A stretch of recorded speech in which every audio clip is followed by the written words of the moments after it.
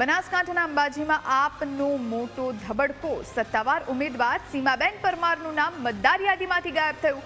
Mandate મળ્યા બાદ પ્રચાર શરૂ કર્યો, પણ હવે પક્ષ હાસ્યાસ્પદ સ્થિતિમાં છે. યોગ્ય ચકાસણી વગર ફોર્મ ભરતા પક્ષની ભારે ઠેકડી ઉડી છે. વિવાદ વચ્ચે આ પ્રમુખનો ફોન સ્વિચ ઓફ રહેતા અનેક સવાલો ઊભા થયા. હડાદ અને પોશીનામાં પણ ઉમેદવારોના નામ ગાયબ હોવાની જોરો શોરોથી ચર્ચા થઈ રહી છે. ચૂંટણી ટાણે જ મોટી બેદરકારીથી આપને મોટો ફટકો લાગ્યો.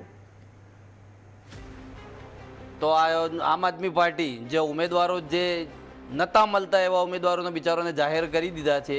તો આ ઉમેદવારોને પોતાના મતદાર યાદીમાં પહેલાં તો આમ આદમી પાર્ટી નામ જાહેર કરાવે અને પછી ગુજરાત અને દાતા બનાસકાંઠામાં કોંગ્રેસના વોટ સાફ કરવાની જે રાજનીતિ છે એ કરે.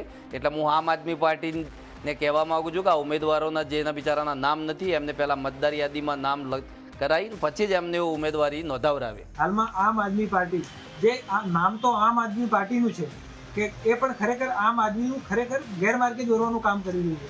આજે ધ્યાનમાં આવ્યું કે ગુજરાત છે તૈયાર 26 એપ્રિલે નો દિવસ મેં એમાં લખ્યું છે. તો એમાં અંબાજી 3ના ઉમેદવાર તરીકે જાહેર કર્યા છે પરમાર સીમાબેન કાળુ મહારાજ.